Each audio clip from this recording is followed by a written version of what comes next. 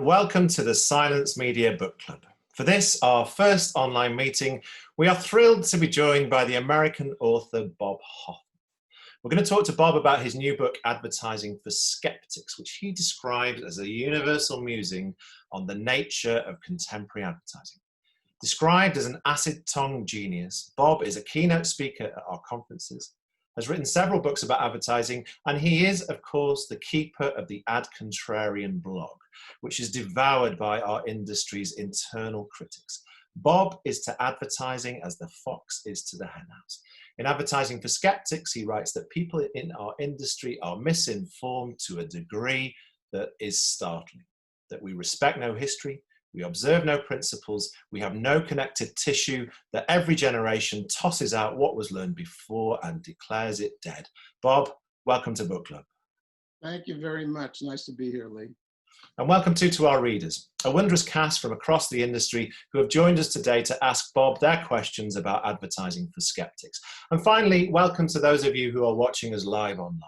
Bob is also looking forward to hearing your questions. Bob, you write in your new book that nothing about advertising is either very clear or very easy. Why do you think that is? Because nothing about human beings is very clear or very easy, and advertising is an endeavor that tries to understand and motivate human beings, and it's very hard to do.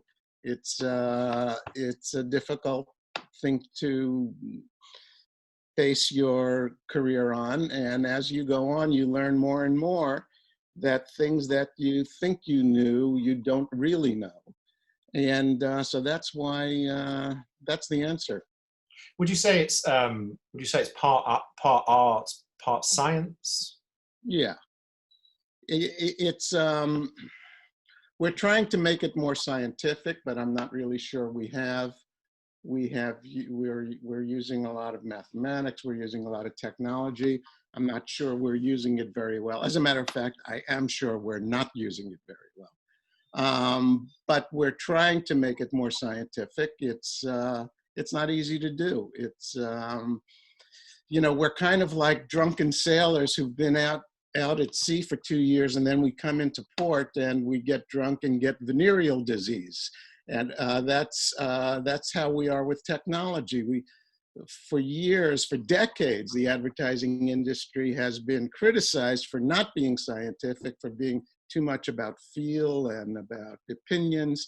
Now, all of a sudden, we have technology, and we've jumped into it so fast, and with such little, what I think is discretion, that we're getting drunk and coming down with venereal disease on technology. And we need to be a little more careful about how we approach technology, I think.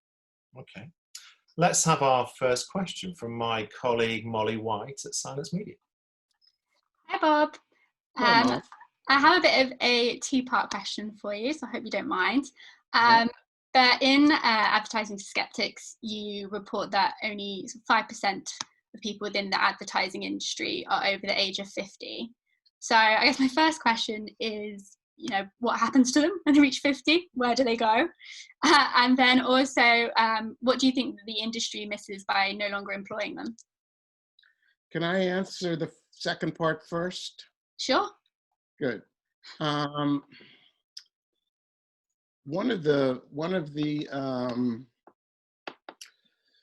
big problems in the advertising industry is that we are ruled by legends and rituals that have gone on for years. And one of the legends is that advertising has to be directed at young people, and that's one of the rituals also.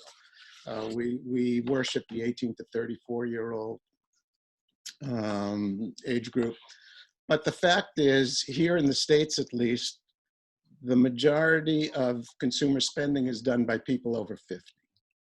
And only about 5 to 10% of advertising is aimed at people over 50. And this makes absolutely no sense in my mind. And it costs marketers, I think, billions of dollars a year for ignoring mature audiences who spend most of the money and buy most of the stuff. So that's what we miss. the first part of your question, where do people over 50 go after they're through with their advertising career? And I think the answer is they evaporate. I don't know where they go.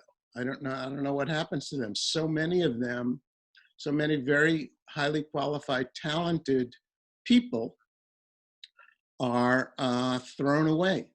And the thing that's so bad about this for our industry is that in a lot of fields, you really don't reach your maximum capacity and potential until you're over 40 and over 50. If you look at literature and if you look at art, the great literary people and the great artists all did most of their best work when they were over 40 and over 50.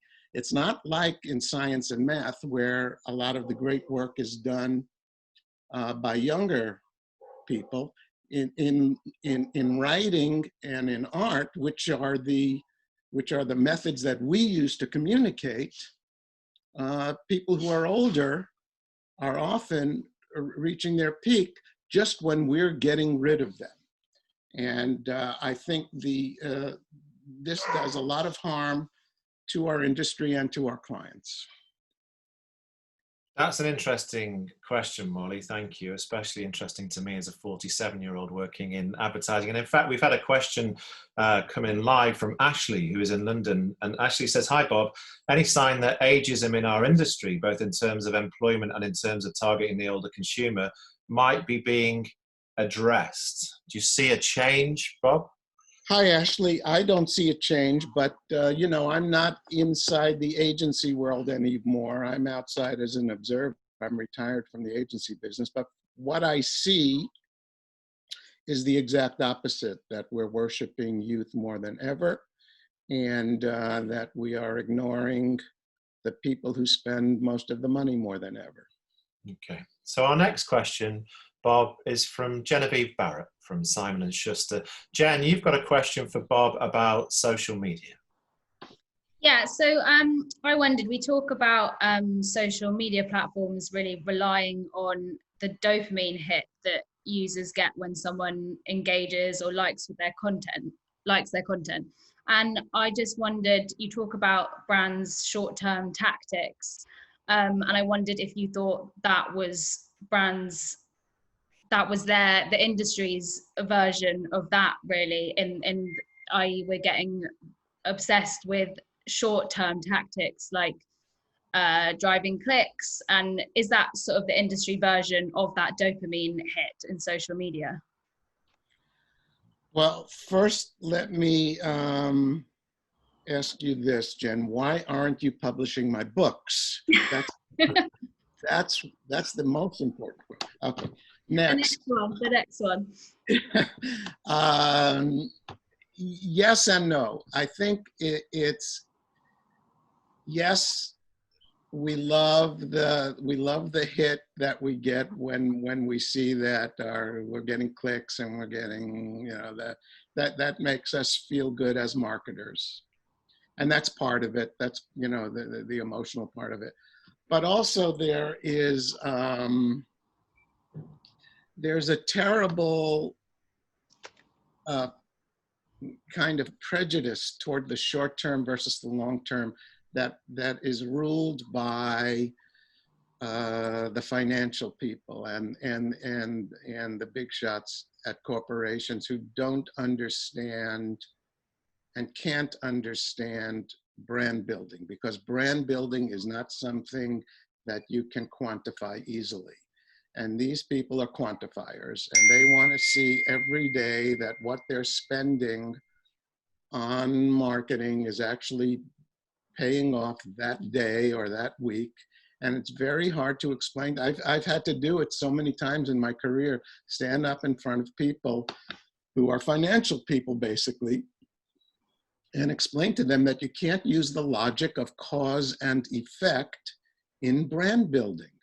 It doesn't work that way. It works in a mysterious way in which the weekly measurement of results doesn't really tell you what's happening long term. And as an advertising practitioner, it was one of the most frustrating things I ever did, to tell them that just because you're selling stuff this week doesn't mean you're building your brand over the long term.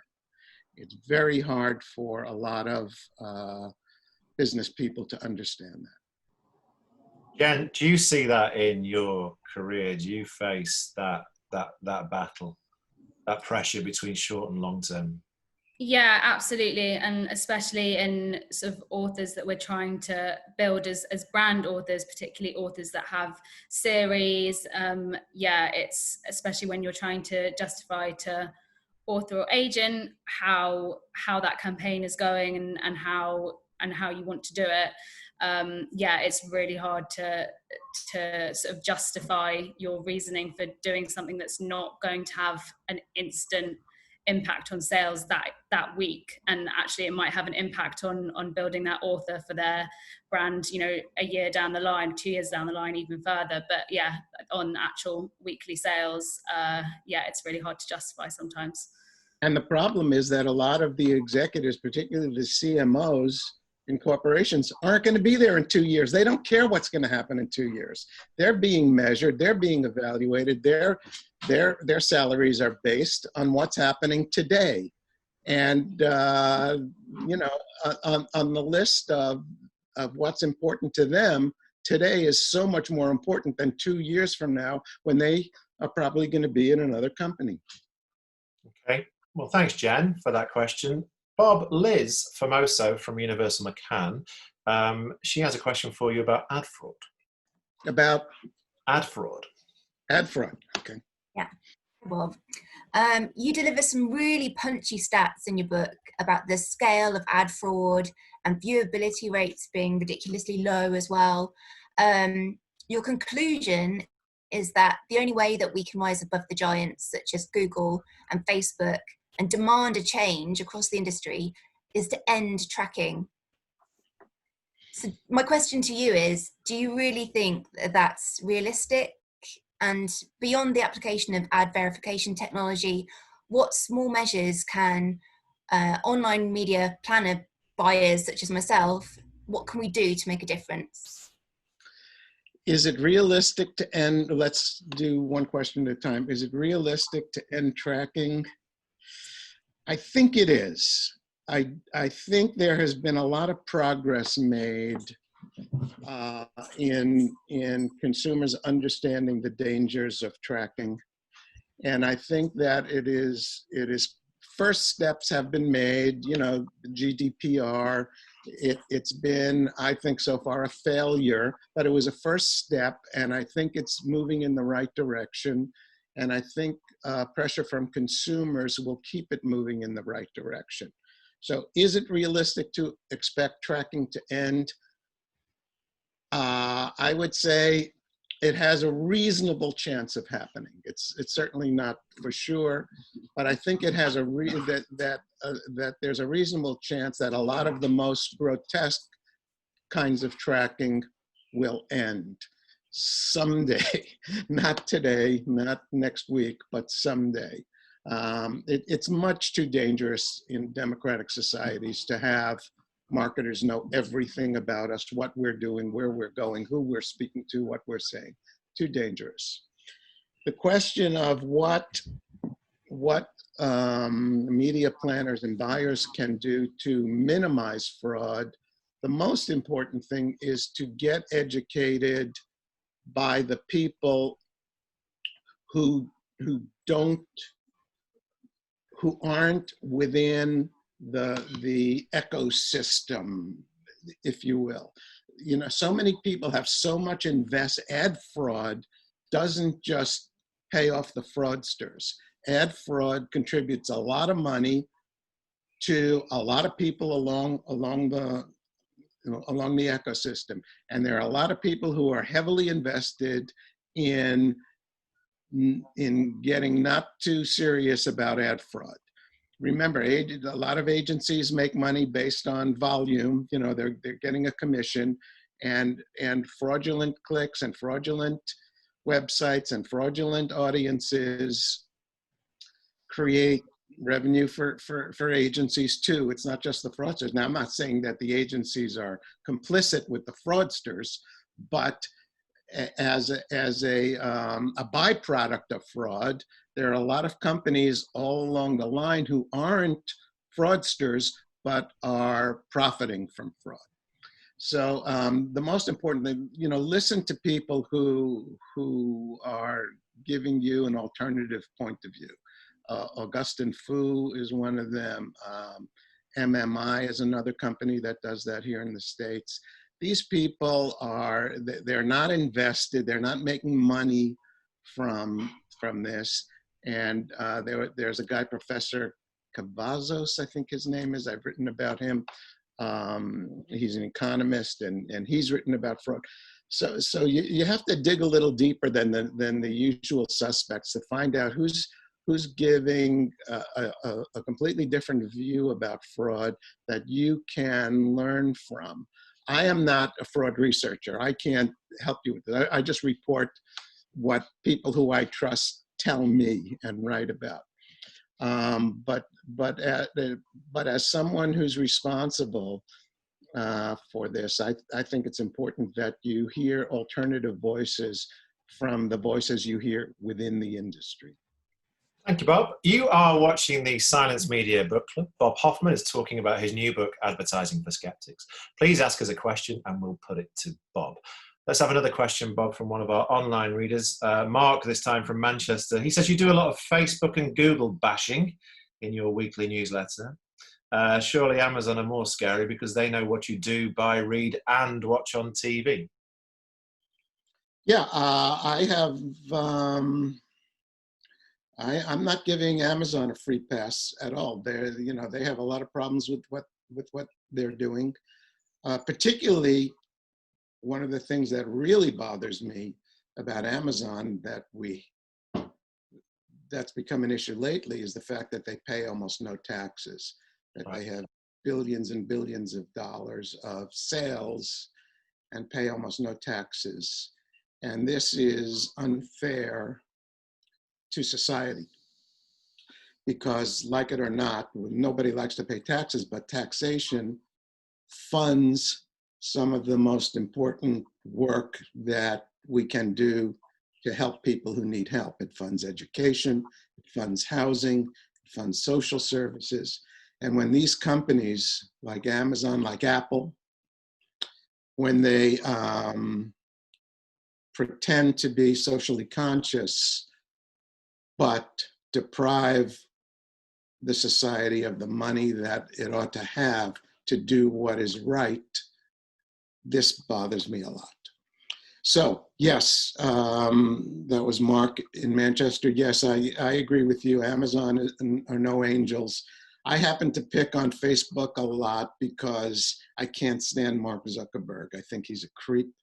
And so it gives me great fun to find out all the creepy things he does and expose them. Google, strangely, I'm not, even though they're probably, they have, they're monopolists and they're somehow, to me, they're not as evil as Facebook. I don't know why. I just have the feeling that there are people at Google who want to do the right thing. Facebook, I think, every time they have an opportunity to lie and cheat, they do it. I think Google is a little, this is just my opinion. I have no proof on this. Google is not quite as evil as Facebook. And Amazon's the big, in the long run, Amazon's going to be the big one. Amazon's the one that's going to keep growing because they have their finger in every pie. I wonder how much money they actually make from their retail business. I don't think they break it out by divisions of the company, but I'll bet you they make a substantially larger profit on their cloud services than they do on retail. I have no proof of this, but that's just a guess. But nonetheless, yes, you're right, Mark. Amazon I should spend more time abusing them too. I'll try to do better. We look forward to seeing that, Bob. So Samantha Scott Sam Scott from Dentsu has a question for you, Bob. This one is about the advice we should give to young people coming into our industry. Thanks, Lee. Hi, Bob. So thinking about those fresh-faced grads that coming into the industry or idealistic about advertising and connecting with people, if they read your book, they might get the impression that we don't know what we think we know. What words of advice would you have for someone coming into the industry to avoid the clowns and charlatans that you talk about in your book? My advice would be to, let me back up on this a little. I had, to some degree, I think I had an advantage coming into the advertising business because I knew nothing. I knew nothing about advertising. I never took an advertising course. I never took a marketing course. I just walked in and got a job one day, and I knew nothing, and I had to learn from scratch. And I had to use my own judgment on determining what, when people told me things, I had to say, is this true? How do they know this? Is this really true, or is this just a legend? Or is this just, are they just telling me to do things the way they've always done them? And now, I'm not advocating ignorance. I think education is a good thing and people should be educated. But my own personal experience was skepticism is a really important attribute to have in any endeavor, but particularly in advertising, where we really, I think, don't know what we think we know. And so young people, be skeptical. When someone tells you it has to be done this way, ask why. Educate yourself. Don't accept what everyone tells you as truth just because they happen to be older than you or have a bigger title than you or make more money than you. You're probably at least as smart and maybe smarter than they are. And you should develop your own theses about how things work, and you should develop your own point of view on what's important and what's not important in advertising. That would be my advice. Don't take everything you read too seriously.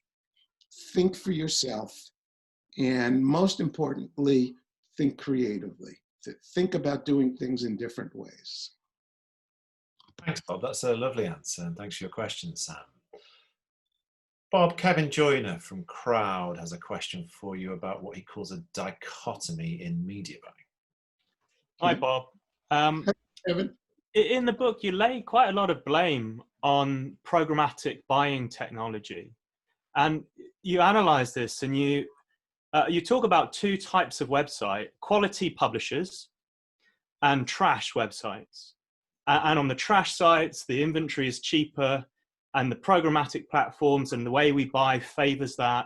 And that's one of the ways that we hurt ourselves in the industry, because that's where the ad fraud is, and that's where the problematic content is.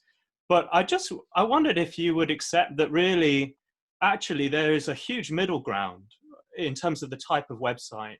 There's lots of perfectly good niche websites that have their special interest content. The kind of ones that I read are, tech websites, computing websites, but there's all kinds. And we need programmatic technology to place ads on that huge volume and that wide range of websites. So yes, we should rein in tracking, but do you think we should have some other solution ideally than direct media buying? Yes, and I think you need to develop it, Kevin, because I don't have the intelligence to do it. But the problem is not technology. The problem is how we're using technology. And if we can find a way to use programmatic technology to buy sensibly, I'm all in favor of that. I have no problem. That'd be great. That's what it was supposed to be, right? That's what programmatic was supposed to do. And the problem is it's not doing it. The problem is so much of it. You saw the report from ISBA, is that what you call it? ISBA a couple of weeks ago, that 50% of programmatic ad dollars evaporate before they get to the publisher.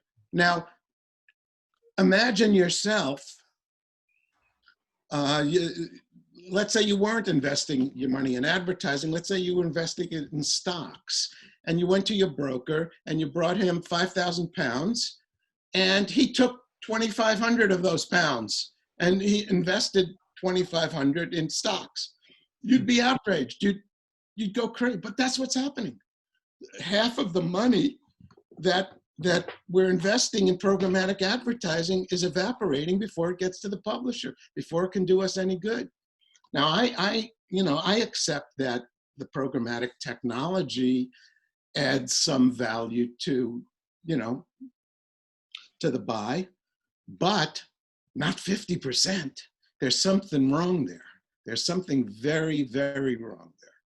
So yes, you're right. The technology per se is not the problem. It's the way we have implemented the technology, the way we are using the technology. And like I said, we're drunken sailors about technology. Anything that says technology, we throw money at without really thinking about how it's being used and how it's being abused. Thanks, Bob. Sanjeev Patel, Sanj from Opticom, has a question for you about marketing in the time of COVID. Yes, that is a big question, I guess. But yeah, Bob, I guess given your years of experience, what advice would you give planners and strategists in this post-COVID-19 time when they have to plan and try and balance their budgets and marketing split? And I think there's quite a few theories out there. So I guess what really resonates with you that you would probably advise, and anyone I don't know. I've thought about it a lot, and I really don't know what the correct strategy is right now. There are some companies that are fighting for their life. Let's back up for a second. We know that in tough economic times, those who invest in marketing come out the other end in better shape than those who don't, right? We have case histories on that, and we have some evidence of that. But the problem is there are companies now that are fighting for their lives, and they can't afford to invest in advertising. Even if they know that at the other end, they're going to come out in better shape, they have to live this week. They can't afford to make that investment. So that's number one difficult question. What do you do if you're in that position? Number two is, do you acknowledge the COVID, experience in your advertising, or have we heard enough about that already and we don't really need to be reminded of it in every spot we see? In other words, is the desire to be empathetic, has it been overdone? And are people tired of hearing about it? My guess is yes. My guess is if I were an advertiser, I would go back to my regularly scheduled advertising, my product and brand focused advertising, and leave the COVID story behind. I think it's not that it's not important to society. It's not that we can ignore it. It's just that I think people have heard enough of it from marketers and advertisers, and it's time for us to move on. You know what? It's a judgment call. Who knows what the right answer is? I don't know at this point. Sanj, are you finding that your clients are wondering if they should communicate differently at this time? I'm guessing, well, actually, some of our clients who are live have found great value in actually, harnessing their message in their ads. But yeah, I do understand what Bob's saying. As I think it's becoming old news now. But I'm being optimistic and saying it's a recession. It could be even depression. So, there are theories out there which say go big, bold, and heavier using creative. But I guess. No one ever knows actually what you really should do. Sandra, are you on the creative side or the media side? On the media side, yeah. What do your creative people say? What do they think? Funny enough, I haven't actually got their views yet on this, but I have read a lot of theories that the big idea or the fame, in actual fact, is it fame or emotion you go after when you're thinking about behavioral economics? And this time, obviously, yeah, it's going to have to be, I think, emotional creativity. But even nonetheless, I think buying is going to be quite difficult in that, whether we go full on or kind of trickle through the next 12 months. Well, I'm going to ask Liz Formoso to ask her second question, because Liz, your question is about creativity. It is. So Bob, in the book, you're quite bold in saying that most online ads are mediocre and that creativity is lacking. So I've got a few questions. Did I say mediocre? Did I say mediocre? You did. I stated most of them are terrible, not mediocre. So I was going to ask, what campaign were you sure that you thought was sure to fail and instead performed with success? I can only refer to campaigns that I did, and I've done. And what I have found is that my barometer is pretty good on guessing what campaigns would be successful and what wouldn't, but it's far from foolproof. And I have had I've done a number of campaigns that I thought would be terrific, and they flopped miserably. And I've done some campaigns that I thought were just crap. And why am I the client is making me do this, and I hate it. And they succeeded. So, nobody bats 1,000 in this league. That's a baseball metaphor. I don't know if you'll understand it. But it's like I say in the book, I probably say it too much. It's about likelihoods and probabilities. There are no sure things in advertising. And you can think you have the best spot in the world and it can do nothing. And you can think you have a lousy, terrible thing and it could be successful.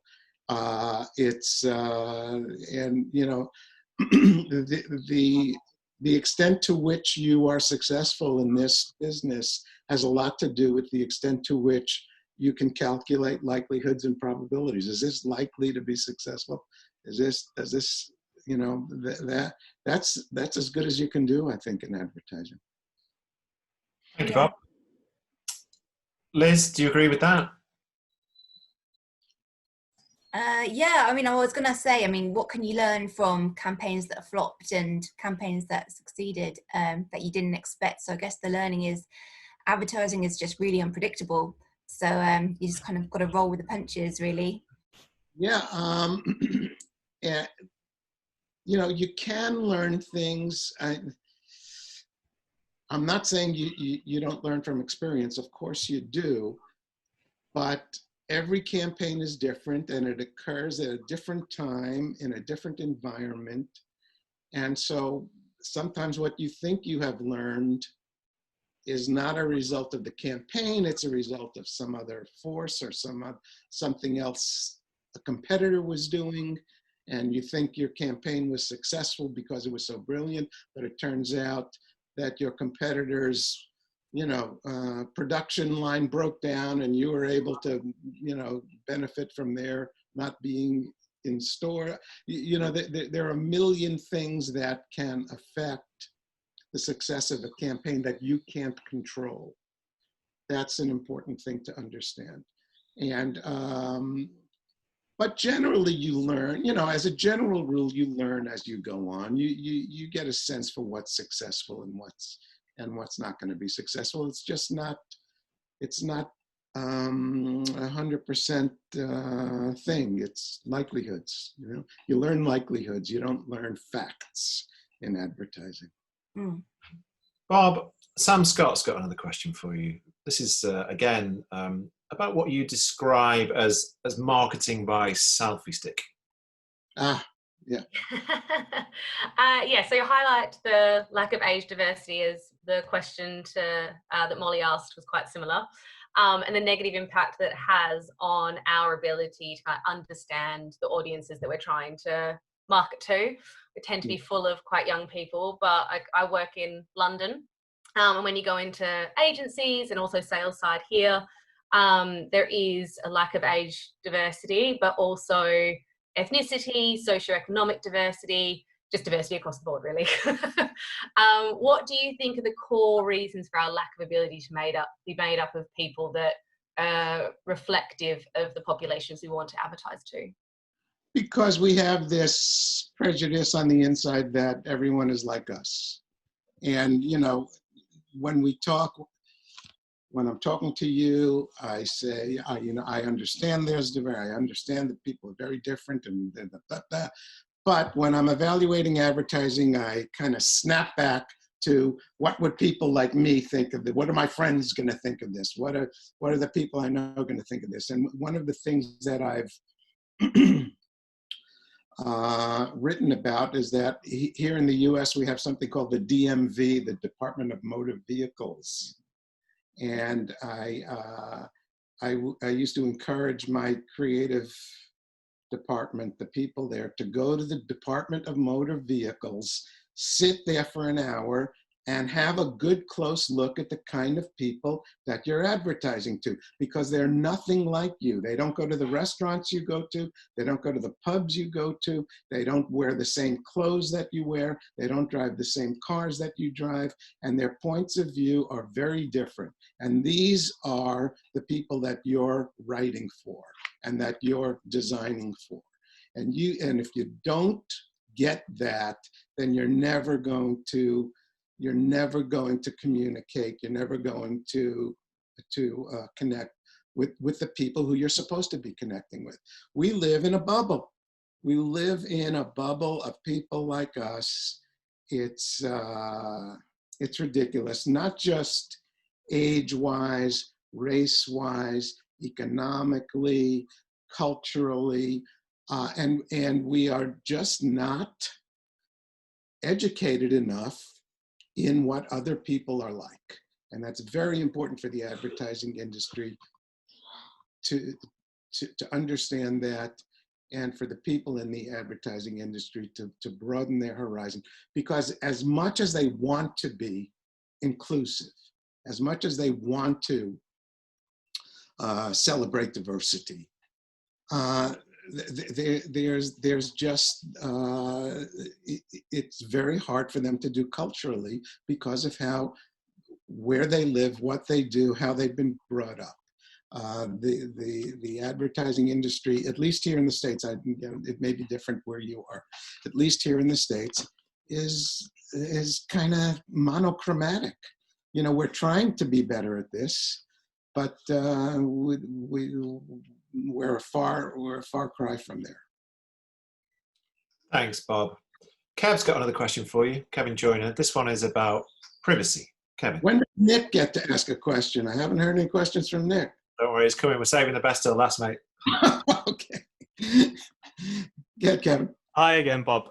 Yeah, so the abuse of privacy in the digital advertising industry is frightening. Yes. And more and more players in the ad tech industry are coming to understand that, and that includes some of the biggest. I think that has landed with Google, and I think the writing is on the wall for personal cross-site tracking. You know, that's supported by third-party cookies. Right, this is the tech that enables you to follow someone, an individual around the internet. And Google has set out its plans for the Chrome browser to adopt an open source standard that they're calling, that is called a privacy sandbox. And the idea there is that targeting will be possible only for, fairly large cohorts of people. And there's other details, of course, but this kind of proposal, it protects privacy, and it allows our industry to have a degree of measurement and a degree of targeting. So And there are other initiatives, but that one is really significant, the end of third-party cookies. And I just wonder if, when you think about these developments, does it satisfy you? No, it won't satisfy me till I see it in action and actually I have actual proof that there aren't other kinds of privacy abusing technologies in place. You're right, the third-party cookie is an important part of privacy abuse, and getting rid of that will be helpful. But that doesn't mean there aren't other kinds of privacy abuse that will continue. And until I see it in action and I see the result of it, I will not be satisfied. All right. Thank you, Bob. So you're going to do a short reading now. Oh, good. From Advertising for Skeptics for us. What have you chosen to read, Bob? Which part of the book? A piece called Our Principal Problem. Okay, shall I begin? Please do. Our principal problem. In most fields of endeavor, progress is achieved by the accretion of knowledge over time. In medicine, for example, we learned of the germ theory of disease. Then we learned that germs were spread by dirty things like flies, mosquitoes, and sex. But it all started with the basic knowledge that diseases weren't caused by frogs or witches, but by germs. In aeronautics, the materials we use to make airplanes are completely different from the ones we used 100 years ago, but we still use the same fundamental design of a fuselage and a pair of wings. The principles of air travel are over 100 years old. Sadly, so is the food, but the principles are still being built on. Copernicus taught us that the universe did not revolve around the Earth, but that the Earth revolved around the sun. Then we discovered that there were other bodies revolving around the sun. Then Newton figured out the mechanism for all of this, gravity. One discovery leads to another. Advertising is different. We respect no history. We observe no principles. We have no connective tissue. Every generation tosses out what was learned before and declares it dead. Marketing is dead. The big idea is dead. Positioning is dead. Brands are dead. The funnel is dead. Traditional media are dead. Every generation invents its own dreadful jargon that for a brief time passes for wisdom. Likeonomics, engagement, conversations, storytelling, empowerment. The absence of verifiable principles is the dirty little secret behind why we engender so little respect in the business community. Well, that and Gary Vaynerchuk. In most disciplines, there are unifying principles. Some examples. Physics has the law of conservation of energy. Biology has natural selection. Economics has supply and demand. These are fundamental to the nature of the endeavor. In advertising, what are the proven unifying fundamental principles that we all accept? If there are any, I don't know what they are. A field of endeavor without principles is not a discipline, it's a free-for-all. We used to believe that creativity was the essence of successful advertising. Not so much anymore. We used to believe that big ideas were the backbone of outstanding advertising. Not so much anymore. We used to believe that an agency's primary job was the delivery of outstanding ads to its clients. Not today. What do we believe in now? Likeonomics, engagement, conversations, storytelling, and empowerment? These aren't principles. These are the dreadful cliches of a tired industry. That's fantastic. Thank you, Bob. Thank you. Another question. This is coming from Lorna, who's in Shrewsbury. And it's a simple one. What gives you hope for the future of marketing and advertising? Well, what I could hope for will never happen, but I can hope for it. And that is the return to the entrepreneurial advertising agency and the disappearance of the huge global holding companies. I think the huge global holding, and I apologize to those of you who work for huge global holding companies. I know probably most of you do.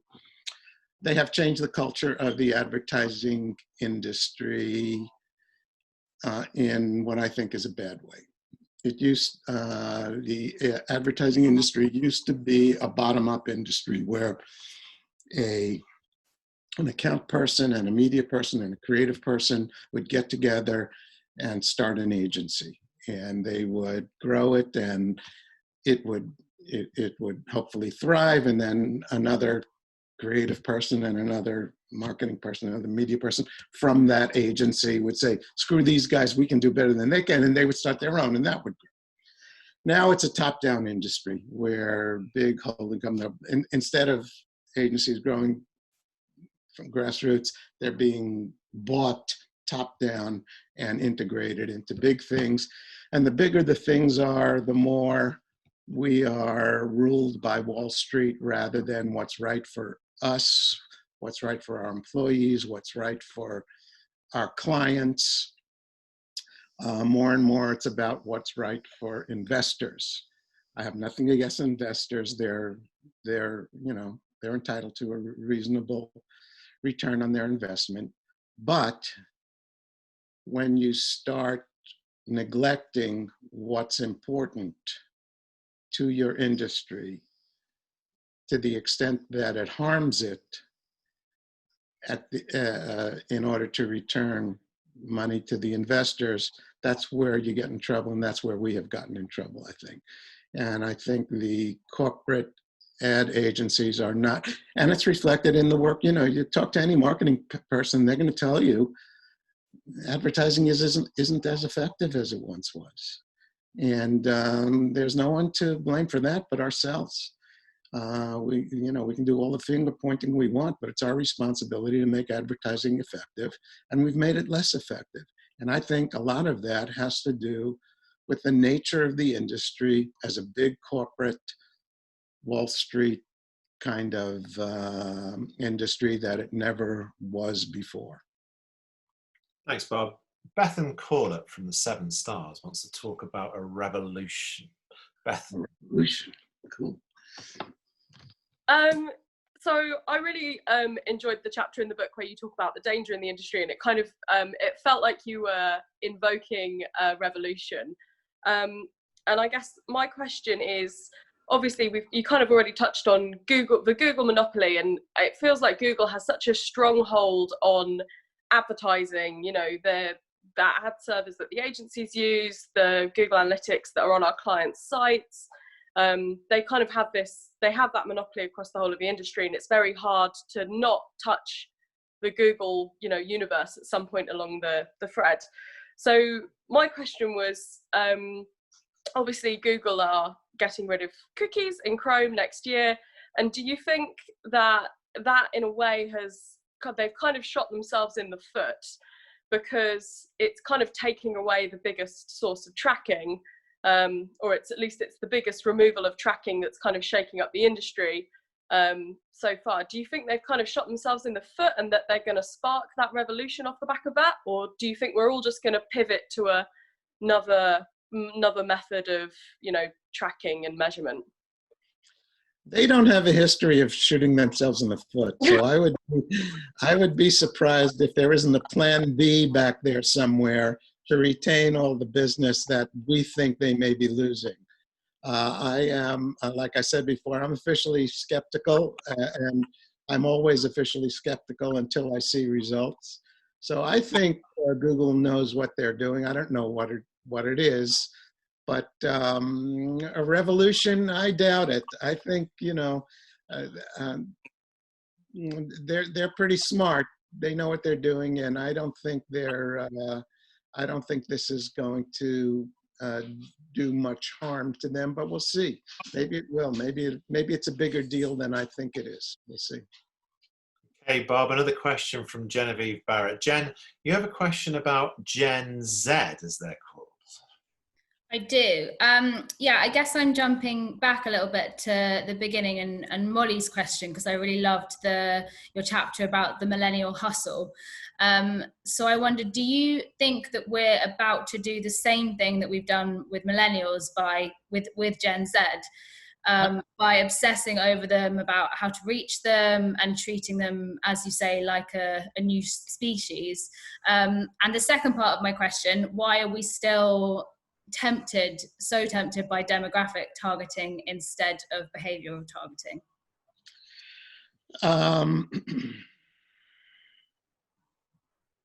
First part, yes, we are going to do exactly the same thing we did with millennials, with Gen Z. The idea that there's a whole generation of people who are the same, or that you can put into a basket and say they all do this or they all do that, is ridiculous. I think there's as much diversity within generations as there is between generations. And but the research industry and the marketing industry has to make money, and they have to every 15 or 20 years they invent a new generation that's completely different, that they understand, and that every brand has to, you know, utilize their and hire them so that the brand can understand this new species of human beings. I think it's mainly baloney, and and the answer to your question is yes, we are going to do the same thing with Gen Z that we did with millennials. The second part of your question was, I forget. Tell me again. Why are we still so tempted by demographic targeting instead of concentrating on behavioral targeting? It's easier. I think it's just, you know, understanding behavior is difficult. And it's easier to just, you know, take the numbers and make little boxes around the numbers. And it's an easier way to look at stuff. And there's nothing, you know, exceptionally wrong with demographic targeting if you do it correctly and you're not crazy. And but you know, you're a better judge of that than I am. I'm a copywriter, I'm not a media person. So you could probably answer that question better than I can. Why is the media world so stuck in certain ways of doing things? I don't know. I don't know the answer. Okay, Bob, your penultimate question is coming up. It's from Nick Moxon from the Universal Music Group. And Nick wants to ask you a question about contradictions. Hi, Bob. So yeah, in your book, you talk about Sharp and Ritson's theories and how they're examples of ways that make advertising endlessly fascinating. What is your most fascinating contradiction in the advertising industry, and why? My most fascinating contradiction in the advertising industry as we practice advertising, you mean? Yeah. That's a really tough question. There are so many contradictions. I guess the most fascinating one is the contradiction between whether we think people behave rationally or emotionally, okay? And I think you can make a very good case for both sides. You can make a very good case that people don't buy, that people are rational. They don't buy crap that they don't need. They don't waste their money on stupid stuff. And you can do example after example of that. And then you can make an equally good case that people behave crazily, that they'll save money on buying you know, a tube of toothpaste and then spend extravagantly on a car that is no different, basically, from another car that costs $20,000 less, but has prestige attached to it. So the contradiction between the emotional behavior of consumers and the rational behavior of consumers is hard to reconcile. And that's, I think I wrote in the book what I call quantum advertising. And that is sometimes we behave X, sometimes we behave Y. And just like in quantum physics, a particle can sometimes be a wave, be defined as a wave, and sometimes as a particle. human beings sometimes behave rationally and sometimes behave emotionally, and it's a contradiction in behavior, but that's the reality. Sometimes consumers are rational, sometimes they are emotional, and it's hard to know when.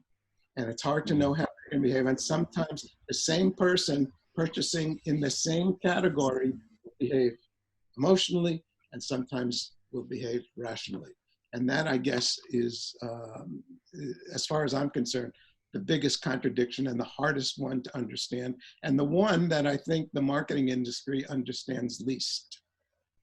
Nick, you're in the Amazing. business of marketing music. Do you think when people are thinking about music, then behaving more emotionally or rationally? Yeah, I think they're behaving emotionally. Yeah, I mean, music is an emotional product, isn't it? It triggers emotions, and it is used by people to kind of speak to their emotions. And that is one thing that I am constantly trying to push within the music industry, is that we need to kind of be aware that people are acting on emotional impulses as opposed to just rational behavior. And I think the default position for many marketeers is that people will act rationally, and you'll go, click here to listen to this artist because we know you like it, is not necessarily something that people would decide to do. And actually getting them to engage in something that's got the sound on and is a beautiful kind of creative is from what I can see as well, is a much more effective way of getting people into music and driving that discovery. And that's a huge contradiction I see in the music industry, in the sense of we're supposed to be creatives, but we spend all our time looking at click-through metrics. Thanks, Nick. Well, Bob, this has been emotional for me. I'm going to ask Bethan to put our final question to you. She'd like to indulge you in a fantasy. Bethan. Ooh, now we're talking. Fancy. So when are you bringing out a fantasy book? No, I'm joking. So my question is, putting aside your successful book writing that you've managed to, gain off, and also your blog from bashing Google and Facebook, in a completely sort of hypothetical sense, if you could click your fingers and completely remove Google and Facebook from the internet and all of their sub-companies and hidden technologies and patents and everything else that goes with them, would you click your fingers and completely remove Google and Facebook? Or in a second, yes. It's hard to figure out what the outcome of that might be. In fact, we might wind up with worse companies. Who knows? But I think a fresh start would be lovely for the web. The web has so much promise. There are so many great things that have been done and can be done on the web and with digital technology. A lot of people think I'm a technology Luddite. I actually was a science teacher, and I love technology. I just think we have done such a bad job. You know as well as I do that technology can be used for wonderful purposes, and it can also be used for making nuclear weapons. Technology is neither good or bad, it's how we use it. And I think we've been using it in a very poor way that has harmed our industry, that has harmed consumers, and that has harmed the results we're getting for our clients. And I would love to see a fresh start, and I'd love to see what that would be like. But like you say, Bethan, it's a fantasy. It ain't gonna happen. Bob Hoffman, thank you very much for being our guest on Book Club this month and for talking about advertising for skeptics. And thanks, of course, to our audience of readers who took part today. If you'd like to join us on one of these recordings, please do get in touch via our website. Next month, on Friday the 10th of July, we'll be joined by another American author, Heather Lefevre, who will be discussing her book, Brain Surfing. We do hope to see you all then.